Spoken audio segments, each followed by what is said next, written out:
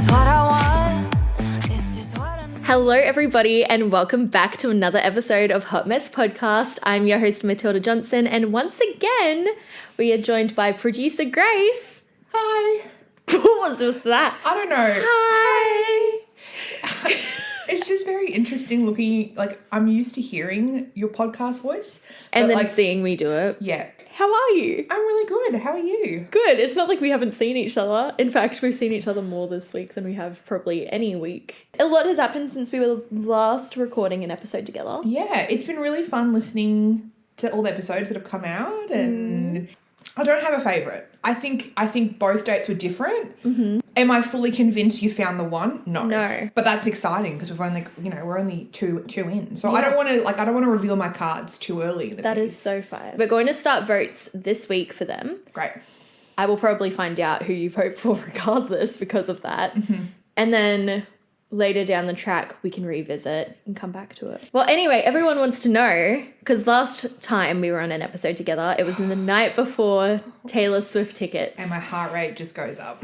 And it was a very stressful event. Do you wish to share with the class what happened, what went down? I am just grateful that we're still friends. Honestly, same. It was scary. touch and go. It was really a very scary environment. And I'm also really ashamed with my own behaviour. I don't know what came over me that day. Something happened to me that was very unlike me. I know exactly what happened to you. Okay. We have discovered that there are two kind of out-of-body experiences that everyone has. There's feral street cat. Mm-hmm. That's just, for me, somewhat of a regular occurrence, particularly around a certain time of month. Uh-huh. But it's a little bit catty. It's, I guess, the, like, unfiltered side of one's personality that can sometimes show, just what you're really feeling in that moment. Then the next step up from that is feral streep. No one has control when feral streep arrives. It is full animalistic instinct. Yeah. And that's what the entire workplace witnessed with me. With you on that Friday. And that is something, like, I wouldn't say I go feral streep ever. That's the first time. Very, very rarely. That was the first time I've seen feral streep with you. Like, that's something that has never happened to me in my life. What happened to me on the day of Taylor Swift tickets. So basically, we were unsuccessful on pre-sale. I may or may not have cried in the shower to Last Kiss that night. I'm a Swiftie, but I was surprised at how upset I was. We went in with a bit of a plan that we were going to try and get 4 tickets. First of all, God bless my manager, because the whole office was trying to get tickets, and he very much turned a blind eye. Yeah. So for about however many hours it was as well. For nearly 4.5 hours. Yeah. So props to him. We appreciate that. As we all know, everyone's in that bloody lounge waiting for the tickets. And about an hour and a half in, another one of our colleagues gets a ticket, and he kind of gave us a look, was very quiet about it, and was like, I got a ticket. Was very calm. Props to him. That is the moment. I'm actually embarrassed. That's when I start crying. And, but also I was like, no, I'm not sad. I'm really happy for you. Like, good job. I'm like, you're going to have so much fun. How embarrassing, for one thing. I'm a grown adult woman. And I'm like, you're going to have the best time. I'm really happy for you. Yeah. And then that upped the ante. Yeah, because it was like, okay, it is possible to get tickets. 100%. And then the fateful moment happened where I get a text from my sister saying, we're going to Taylor Swift. And I can't even look at you. I know, going back to that moment, I don't know what came over me. A screech came out of my throat. You were on the floor? I fell to the floor, crying and hyperventilating on all fours at the feet of my other colleague who thought she had to get the defibrillator because she thought I was about to stop breathing. I could only imagine was like an animal giving birth. Because you were just flailing on the ground, screeching. And then me and our friend Rubes, who I was trying to get we were trying to get tickets all together, just kind of looked at each other with I've never felt such disappointment. And I couldn't even look at you because whilst I was happy that you had gotten tickets, the emotion was a lot, especially when you're trying so hard to get something. I was shocked, yeah. And I couldn't even look at you So I just turned around, and it got to the point where, and I was a little bit grateful because our Rubes looks at you and goes, Get Tilly, out. get out. And I love Ruben. We have no beef. Like, and I completely understand where that was coming from as well. So then you went to the kitchen and took about 20 minutes to gather yourself. Yeah. And then you came up to me, and I was just on my computer, and you come up to me and you're like, I think I might just need to give you a bit of time. And I just go, without even looking at you, that might be best. And then the time progresses, and you did calm down, but I could not talk to you. I could not look at you. I could not breathe near you. Yeah. And it got to the point, it's like 3:30 at this point. And I kind of looked at Rubes and I was like, I don't think we're going to get tickets. In my like crazy brain, my first thought was go to my manager and say, I'm going to need the week off of the week of Taylor Swift because I'm not going to be around to be around you. Mm-hmm. And he looks at me dead in the face and goes, I'll deny that leave. And then he came up to me and he was like, I think Grace is really angry at you. And I was like, I know. I know. But I'm happy to report I may have had to sell my liver. We got tickets. Thank God. Thank God. We're not going to the same show. That's fine. That's fine. We are having an experience. We're going. We got the tickets. We got the tickets. I don't want this to come across as like a brag either. It's just, that's what happened. I'm ashamed of my own behavior. And to all the people who were unable to get tickets. We see you. We see you. We feel you. A cake was made to apologise to the office. Anyway, so we got the tickets. We'll see you all in February. Okay, so we haven't done this in a minute. In fact, we haven't done this at all this season. This is only my second and time. I actually had people message saying, I miss your recommendations, which is nice because I didn't even think my recs were always that great. So thank you to the people who think my opinion is valid. So we're going to do recommendations of the week. Great. What do you got? My recommendations, I'm insufferable right now because The Summer I Turned Pretty is back for season 2 and I love, love, love it. But you're turning your nose up to it, and I understand because, like, I get it, whatever. I just love the show, and I think season 1 really had me giggling and kicking my feet, and it was all about, like, it really took me back to, like, nostalgic teenage years of having a crush and going through puberty and becoming pretty and experiencing the male gaze in that way and stuff. And then season 2 is kind of like, without giving anything away, it is kind of like the loss of innocence and becoming a woman in a way that, like, you might not always be prepared for as a young girl. Right. And I've cried almost every episode. There's now 5 episodes out. They have 8 episodes. So, but also the 5th episode just came out. It is from the perspective of somebody else in the show, which I didn't love. Ooh. But I understand why they did it. Right. They haven't swayed me though on which team I'm on. I know what team I'm on. What team are you? Conrad. Oh, I'm Team Conrad too. I was like, this could divide us. Yeah. Okay, good. Okay, I'm Team Conrad. At this point, maybe we'll check in when the season's finished. Nah, I know. Are you Team Conrad till you die? I'm Team Conrad till I die. I haven't read the books, but I know what happens. I'm Team Conrad till I die. We'll leave it at that. I think I should read the books though. Okay, my second recommendation is the Goddess exhibit at Acme. If you're in Melbourne, I really recommend this. I thought it was beautiful. You went this week, right? They had an event. It was like Goddess After Dark kind of thing. Yep. It was an early celebration for my sister's birthday. Happy birthday. Happy birthday, Lucy. So it was a really great exhibit celebrating women in film and media. And not just that, but it was also a lot about history of film, of course, because it's Acme. I thought it was fantastic how the symbolism of costumes representing women in film and how it's much deeper than just like a dress. Women who shaped film and media, it was fantastic. And there were DJs and musicians performing who were all female, and it was just a really lovely celebration. Well, okay, this is a recommendation to me that I'm about to read that I'm going to let people know I'm about to read. Go. So that we can compare notes maybe down the track. Love. It's A Little Life by, I'm so sorry if I cannot pronounce this, Hanya Yanagihara. Have you heard of this book? Darl, this book's been out for ages. This is the first I've heard of it. It's been out for ages, and there's a play about it. Oh. One of the Bridgerton boys are in it. Oh. Yeah, come on, catch up. Okay, I'll catch up. But anyway, I'm going to read that, and then we can compare notes. I've heard it changes your life. Yeah, it's literally also changes. a big read. Yeah. So I'm really excited for that. And then I've added on a bucket list item, and that is, I only found out this week that there is a masquerade ball that happens every year at Versailles. I didn't know this was a thing, and it's like massive, and it goes from 11 till 6 a.m. Wow. And you all dress up in regal costumes. You need to have a good nap. And it's a ball, and you party all night long in the Palace of Versailles. And I'm like, we're doing that. How much is a ticket? Okay, this is the catch. It's like 100 and something euros, which isn't too bad, but then like there's add-ons, and then you have to think about the costumes and how you get there and all of these other things. Money's fake. Exactly. So I'm thinking 26th birthday. Let's go to Versailles and party all night long. We have discussed that we really want to go to Europe next summer. So... Well, I mean, when I say next summer, I mean Euro summer. Exactly.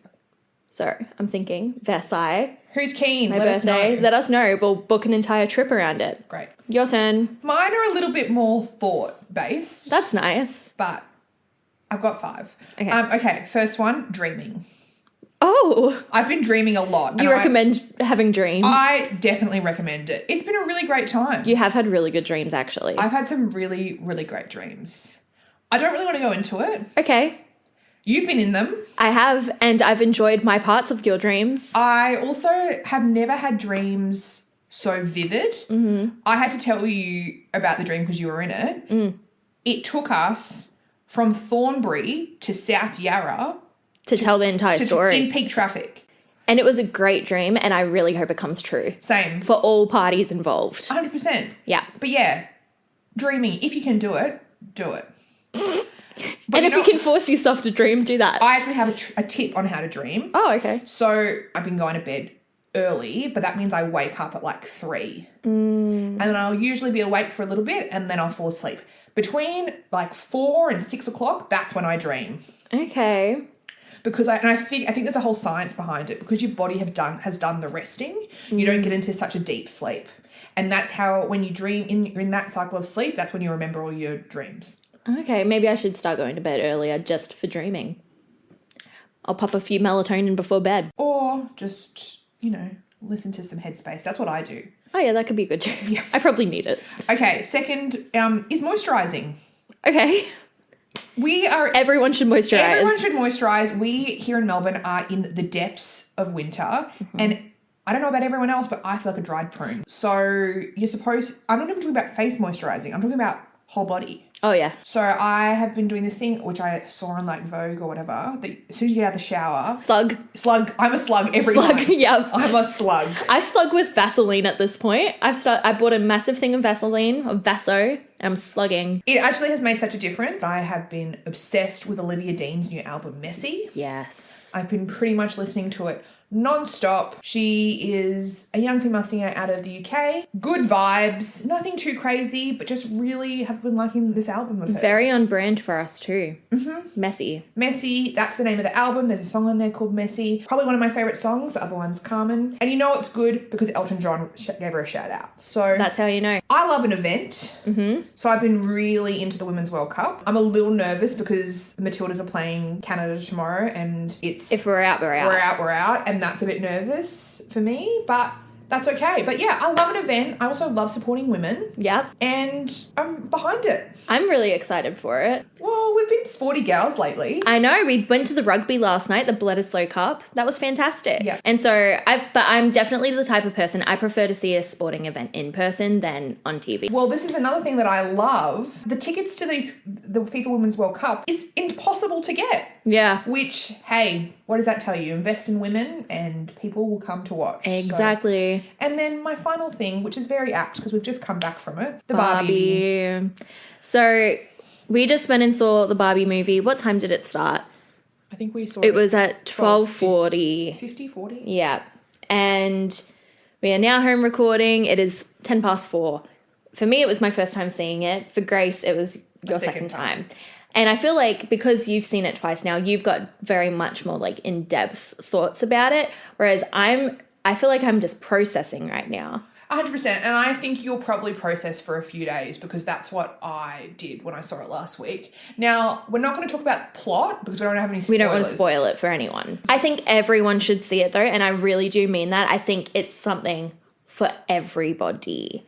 I was talking to a friend about my thoughts about it. And before I went and saw it again today, I felt like it was a really interesting conversation and celebration of girlhood, which was great. I also think it celebrated being feminine. Yeah. Which is something that, at least from my perspective, is something that a modern woman or a modern female has been kind of told by society that if you're overly feminine, you're not progressive. Yeah, shut it down. This is something I've struggled with recently, which I think is why I think the conversation is so important. And I think we're living in a really interesting time where it's like the Barbie movie has come out, TV shows like The Summer I Turned Pretty are being discussed, which is honestly about like what it means to be a woman, discovering her own beauty and stuff like that as well. And then you see there's global events happening. The Taylor Swift Eras Tour is, doing amazing things for the economy. Beyonce, FIFA World Cup. And then, of course, there's also the Women's World Cup for netball happening currently as well. And so there's all of these fantastic things uplifting women in the media currently. And I think it's amazing how much people are actually leaning into the femininity. Oh, wow, I did not get that out. The femininity of it all. So I think I'm loving seeing everyone wear pink. I love that people are handing out friendship bracelets and being a grown adult woman and being like, it's kind of a freeing experience, just accepting this side that I feel like I previously had shut down a little bit because society told you you should. And also sometimes it felt like, am I a bad feminist for wanting to also be feminine, which doesn't make sense at all. No, but I totally get it. Yeah. And I so feel that. It was very interesting me going to see it a second time because I watched your reaction to a lot of things. Did I react differently to different things to what you did? 100%. And I also, I don't know, just found it very interesting watching interactions with people at work with you this week. In the lead up to you going because to the movie. I'd say I'm a very feminine person regardless. Yeah. And I think it's hard to even like discuss because I feel like I am intelligent and this is something I know, and I am resilient. And I know I've got all of these strong qualities that may not necessarily be associated with being feminine, but I also really do love being a woman and really enjoying girly feminine things. And I think sometimes because when I initially meet people or when I'm just being like bubbly and stuff around people take that as ditzy. And I sometimes find it really hard to be both. Yeah. There's an incredible speech in the film that we won't go into it, but that is the whole film is like we are told but we can't be both and we can't be at all, but how do we get to that point? I think what made the movie like really hit me in my core is that for me so much of it is actually just my lived experience as a woman. Oh my God, I'm getting emotional again. Okay. So basically like there are a lot of people on the internet currently talking about how it's hating on men or like men don't actually say all of these things. I can, like the entire time I was sitting there watching the movie, I was like almost every single stereotypical thing coming out of like the male perspectives, like mouths and like the things they were saying, which is a stereotype, quote unquote. I think I've had every single thing like that they had said in the film. I think I've had that said to me in real life. Yeah. You know, word for word. And then some of the experiences like having a man play guitar at you, sorry for the spoiler, like, you know, the part that made me the most upset that was where I like kind of started crying and then didn't really stop for the rest of the movie was that Barbie goes through this situation where a man does all of these really terrible things and then she still feels the need to apologize to him. And somebody says to her, you need to remember that he did this, this, this, this, and this, which is bad and you shouldn't have to apologize. And she was like, yeah, but I feel bad.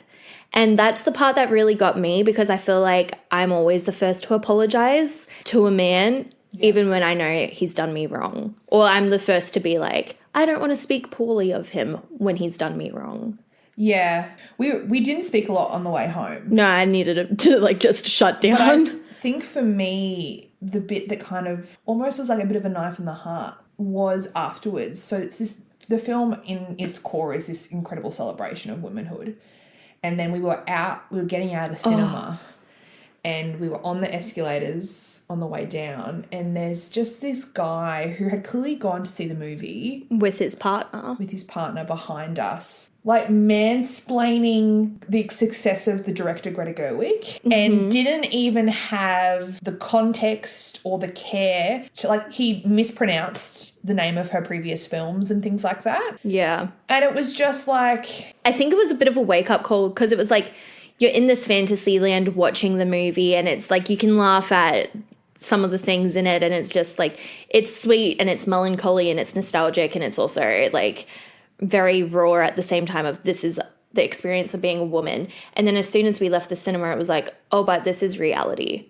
Yeah, which I think I have a pretty unique experience with like womanhood, because I went to like an all-girls school. And I remember on my first day, every girl on our desk had like girls can do anything. Yeah. And grew up primarily raised by my dad, but a single dad, but he raised three daughters and was very much about promoting us to be strong, independent women. We are very fortunate. We work in a workplace, and, you know, we're in our 20s in a very much more progressive world than, you know, our mums, our grandmas, our aunties, that kind of thing. But we've still got a bloody long way to go. Yeah. Oh, yeah. It really made me want to give my mum a hug. Even last night at the rugby, just getting ready to leave is what stuck with me. Oh, yeah. Because there was three of us, and Susanna and I were going to head towards Richmond to get the train and go home. And you're like, oh, I need to go the opposite direction to the city. And you're like, oh, it's fine, I'll go. And Susanna and I just looked at each other and then looked at everyone else. And again, not to put stereotypes on anyone else, but there was definitely more men. Yeah. And there had been a lot of alcohol consumed by some patrons, and it was dark, and there was lots of people around, and, you know, some people were really happy with the result of the game and some people weren't. And absolutely not were we going to let you walk by yourself. Yeah. And even the three of us walking together, there were definite points where all three of us grabbed each other's arm and pulled away from someone doing something stupid, or someone making a remark, or someone giving us a weird look or whatever. And it's just like that I just felt so uncomfortable for the whole walk. We were pretty quiet on that walk home as well. We were just like, just get us out of here. Yeah. And you were trying to do the nice thing. Oh, no, because you knew it was kind of not, you know, it was a bit of it out of our way for both Susan and I. But absolutely not were we going to let you do that by yourself. Yeah. It's shit that we still have to, like, think about that. Yeah. I love being a woman. I really do. But sometimes I'm just like, God, this is crap. Yeah. And, like, the shit that I feel like we say we put up with it because we do, but we can see that it's wrong. And I think the interesting thing about this movie is that it was pinpointing all the things that are wrong that women have to deal with, and it's still being made fun of. And I think by different members of society and stuff, and like there are women who don't entirely understand the premise of the film either, and that's totally fine. Maybe they need to watch it again, you know, like, I don't know. But also, everyone's not going to like every single piece of media. And that's absolutely fine too. Yeah. I think what got me the most is knowing that people are making fun of it, and knowing how much it resonated with me as an individual. Oh my God, I'm getting upset. Yeah. But like, I'm like, that's genuinely my lived experience as a woman. Mm. So like so much of it, and like the way Barbie was feeling like she could not be everything that was expected of her, and feeling the need to apologize to people for not being who they want her to be, and all of those things. I was like, this is how I feel a majority of the time, and I'm sure this is how many people feel, many women feel. And it just makes me sad that people are making fun of that, when I'm like, this is a genuine, authentic experience for almost half the population. Yeah. So, yeah. Anyway. My thing is, like, the people are saying that it's like man hating. It's not at all. Oh my gosh, you need to go see the movie again because it's definitely not. It's not at all. I think actually it's being very generous to men in many ways. Again, though, we're not sitting here saying that everyone has to watch it and everyone is going to have to love it. But I think it's good to view with an open mind. 100%. It should be in schools. I think it should be in schools. I think you need to probably sit on it for a little while. Yeah. It'd be interesting to come back and discuss again and see like how my feelings are about it. 100%. Yeah. I've got a lot of emotions around it currently. I also think a second viewing, maybe in terms of when it comes out on DVD or on Netflix or something, like I got a lot out of seeing it a second time. Yeah. But still, it's interesting how even knowing what was going to happen and knowing the conversations that were going to be had, I still felt my breath was taken away a little bit. Yeah. And I'm like uncomfortable a little bit because it's there were parts that I was uncomfortable in as well. But why was it for you? I suppose seeing it more from, and also like listening to the, it was a packed cinema. It was great. Yeah. And a lot of people were in pink and this was great. But even just little things like there was a baby in the cinema. Yeah. And the baby was fine, but at the start had a little cry. And there was comments like made by people behind us, which I totally get, but it was actually to the point where like it was a little bit like this mum clearly was like quite wanting to see the film. Yeah. Yeah. I thought that as well. And I was thinking this movie is a celebration of womanhood, that the woman with the child watched the movie. And yeah, I just was like, she probably feels so aware of it. There's no need. And again, a little comment to the person next to you is absolutely fine, but the people behind us kind of went a bit above and beyond. Yeah. And yeah, and I just think as well, when you see it, I saw it the second time, it just probably hit a little bit closer to home. I think the first time I kind of maybe got caught up in the glitz and the plastic and the pink and the coolness of it all. But I think maybe some of the real hard-hitting things hit a little bit closer to home. Yeah, for sure. I want to go see it with my mum. I think that's really nice. I think that'd be really nice. I also think the bit where then there's a conversation about just wanting to be ordinary. And how there's nothing wrong with that. Yeah. Yeah. I mean, and that doesn't mean you don't have ambition. That doesn't mean you have goals. But you can be a successful woman and not be president and not be a scientist and not be all of these things. Not be a Nobel Prize winner. But you can be a mum and you can be... And you can still be successful. We were talking something similar about this on the other day on the drive home about how I think a lot of people our age have this conversation about being success is having a lot of money. Whereas I think there's nothing wrong with wanting to be financially stable and having support, especially in this cost of living crisis at the moment. But I don't try and not view success in that way. Yeah, for sure. I think having happiness and a fulfilling life and things that, people that I love are surrounding me, that is success and that is enough. Yeah. I don't have to have this incredible job or this incredible career or, have all this money to go on all these holidays. I still have massive goals and I'd like some of those things, but that doesn't mean that I'm not successful. I don't get them. I agree. And I think that hit a little bit harder this time. Yeah, absolutely. That's a bit of a downer. That was, anyway, let's lift this back up. Let's get the party started. You've been dating. And it's been fun. I don't really want to talk too much about the daters. Yeah. I want to talk about you. Okay. What about me? How are you feeling about it all? I feel like you've gone through some self-discovery. Yeah, I really have. To the point where, okay, so picture this. I'm house sitting for somebody. I have their Labrador sitting on my lap. Suddenly, I'm listening to Hosier for over an hour and I'm crying. And I'm Snapchatting Grace, just crying to Hosier songs and dyeing my eyebrows at 1 a.m. Mostly this song, Work Song, because I love that song. And, there's that lyric, it's in the chorus, something about no grave can hold my body down. Oh. I'll crawl home to her. And I said to Grace, I was like, it's always what you doing or you up and never I'll crawl home to her. And I was having a bit of a moment of if love like this exists, where is it? I was like, where the fuck is this? What's going on? And I think it is because obviously I'm out of a long-term relationship, entering the dating game again, and it is a different world for me because I was never really going out on lots of dates when I was single before my ex either. Like, I'd go out on dates here and there, but I never really took it in a serious way. Side note, I'm not looking to find the love of my life. Sorry, that's the whole reason of this podcast. You absolutely No, are. I have to marry whoever wins the end of season two. Yes. But I'm just like, I'm putting myself out there. I'm meeting people. It's not an unheard of experience. In fact, it's an incredibly normal experience. I'm considering this like a social experiment to a degree. 100%. I think two things. One, I think you are in the final phase of letting go of a relationship. And I think you definitely shed that last layer, and that's really hard.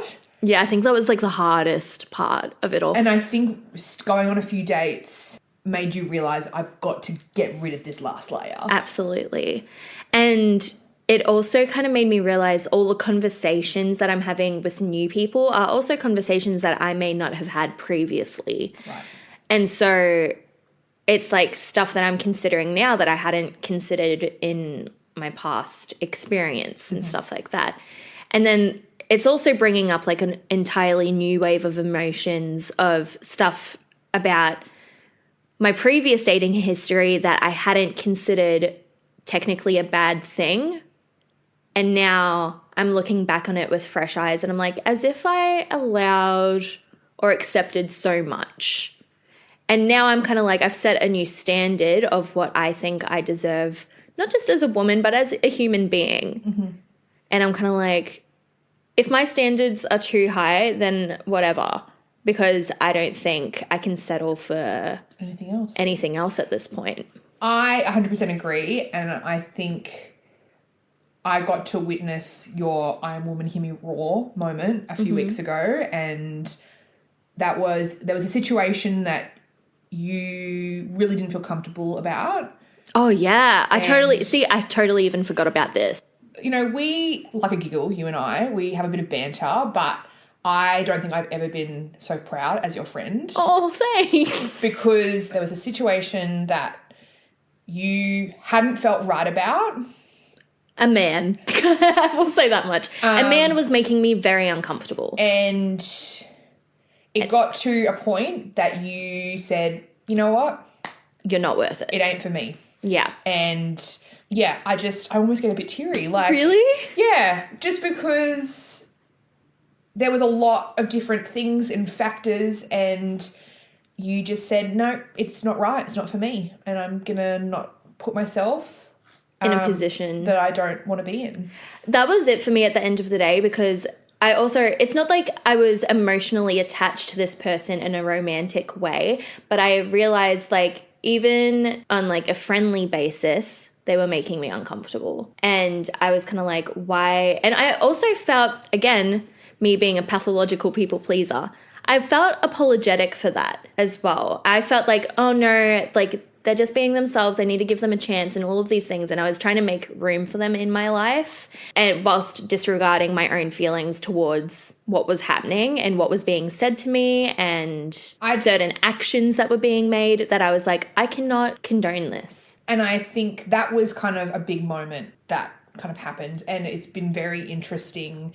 I feel like you've almost held yourself to a higher standard in terms of there's been other situations with other people and you have not allowed them to talk down or put you in a box that you don't want to be put in.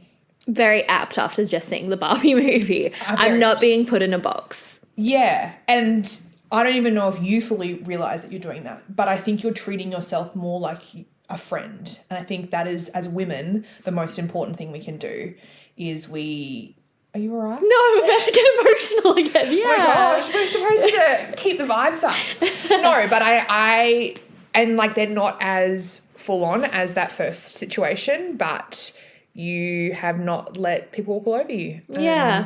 And I think that's the thing as well. Like I don't think previously in many situations in my life that I've treated myself as a friend. If I had a friend come up to me and list a whole list of things that had made them uncomfortable or situations that they'd put up with in the past, I probably would be like, what are you doing? And then I think I've just let so much of that slide with myself. And so now I think you're right. I recognize that I'm proud of the self that I've kind of like set a boundary, but at the same time, I haven't totally grasped that yet either. So what have you noticed with those boundaries you've set when you're going into like dating and stuff like that now? I think just having a sense of like surety in myself and like knowing I'm not going to try to go into a date being a person that they expect me to be anymore. I'm just going to be myself. And if they don't like that, that's totally fine. But I'm not going to try to put on a bit of an act or become a person that they would deem more desirable. Because then who are you kidding, I suppose? Exactly. If you're looking for love, for example, and you're not being yourself, then they're just loving a version of you that's made up. Yeah, I have. Have you seen Abbott Elementary? No. It's on Disney, and there's this incredible actress who has won quite a lot of awards for her work on it. And she's winning some award, and she looks down the barrel of the camera and she says, "Camera, zoom in on me right now." And basically it's something along the lines of, if you can't look yourself in the mirror and love who looks back at you, you're doing something wrong, because no one's going to love you like you can love you. Yeah.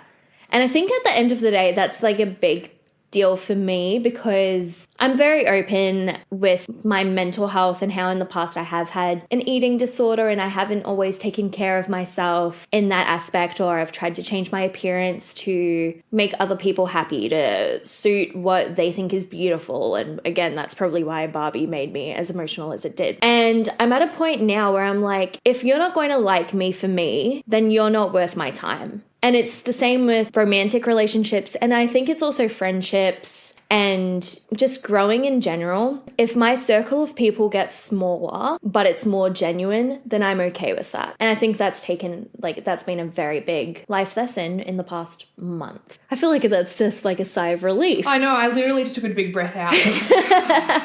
Just like getting that off my chest. Yeah. Yeah, I have been on dates off the podcast as well, which has been scary. Which has been scary, but also I think because of all of this happening, you've gone into them quite confidently. Surprised me as well, because, okay, I won't lie, it's been from dating apps as well, which I actually don't even have dating apps anymore. I deleted them from my phone, but these were organized like in advance. Went on them, and I'd never done that previously. I've spoken about this on the podcast before. I've never dated anyone off a dating app in my life. Right. And so it was new territory, meeting new people, and having no previous connection to them. And it was kind of liberating in a weird way that I wasn't expecting, where I was just like, I'm literally going into this as myself, because I don't know what type of person they're looking for either. Also, fun fact for the people listening, if you are going back onto the dating scene, do a little activity with the people you work with called Tea at 3. Oh my God, yes. Yes, because this made it so much easier. So at work, we do a fun thing called Tea at 3, where we make each other a cup of tea at 3 o'clock. And in order for you, because you've wanted to extend it, what have you done? So I've made a little dish of questions every day at 3 o'clock. Each person picks out a question. It's like having Snack Cup from Legally Blonde. I don't know what that is, but... Snack cup time, go you on. No? Okay. Sorry. What is It's a full-on thing from Legally Blonde too. Anyway, So we have the snack cup. Yeah. Where everyone picks out a question and reads it to each other, and then we go around a circle and answer the question. Some of them are much deeper than others. A lot of them are really fun. And anyway, so we've been doing this every day at 3 o'clock. Yep. And then going into the dates... It's like I've got questions on my mind already. Some of them are fun, some of them are deep. And I'm just like, I think that's also helped with like confidence going into dating. Yeah. Because I already know what I want to talk about. Great. Which is fantastic. Yeah, when you said that to me the other night and you're like, this was so helpful, I was like, oh, that's some good advice. Right. Some preloaded questions ready to go. Yeah. And also, I think it's just a good way to connect with your colleagues if you're not going on dates. The dates off the podcast have been interesting. Again, because everyone who's coming on the podcast, I already have a connection to. So we're just like more free flowing. Dating new people, scary. 100%. Terrifying. So I went on one yesterday. Mm-hmm. I was so nervous. And it was fine. Not going on date number 2, and that's fine as well. And you know what? Like, some people would be disheartened by that. For me, I was kind of like, okay, sure. Because also, I have no connection to this person. Very resilient of you. Thank you. Because I know, even from some of my friends, they get quite, what does that mean about me as an individual after dates like that if it doesn't work out? Yeah. But I think a lot of this all stems from this kind of awakening seems quite... It have been, I'm blooming. God. No, that sounds weird. That sounds so that gross. sounds so weird. But I think this realization that you've had has flowed into stuff like that. Because Yeah. it's like, well, that's okay. I am who I am. If you don't like it, chill. No stress. And also, it's not even like a, if you don't like it, it's like a, maybe we just don't connect. And that's fine as well. And also, if you don't connect, that's fine. But why would you kid yourselves? Exactly. And also, like, I don't want to waste anybody's time just as much as I don't want to have my time wasted. You're a busy Gal, life. and like they're probably busy too, and if you're gonna keep seeing somebody, you might as well make it worthwhile and hope that there is something. And if you can tell after one date that there's not, then that's fine too. Amen, sister. What's one thing you're looking forward to for the new week? I think I'm gonna go home and see my mum. Yeah. And I'm really excited for that, especially after seeing Barbie. I'm really excited to see my mum and my dad, but I think I want to give my mum a big hug. You know what? I just feel hopeful in a weird way. I just feel hopeful, and that's nice. No, I feel like I can just take a breath. Yeah, I feel like I've had a weight lifted off my chest. That's therapy with Grace. That's therapy. I'll send the Medicare bill through. Thank you. I can't afford much these days, so I'm glad that it's Medicare covered. What are you looking forward to? I am looking forward to... I'm going to take some annual leave. Good. And You need a break. I think I need a little bit of a break and a bit of space from... Life. You just need to chill out in the nicest way possible. It's also been interesting, I think. You've had to take care of me a little bit this last couple of weeks. And usually it's the opposite way around. Yeah. And like it got to the point the other day where you just looked at me and you're like, you need to go. Get out of here. And so, yeah, just starting to feel a little bit more balanced is something that is making me feel a little bit better about this week. I'm really happy for you. And I say that quite genuinely.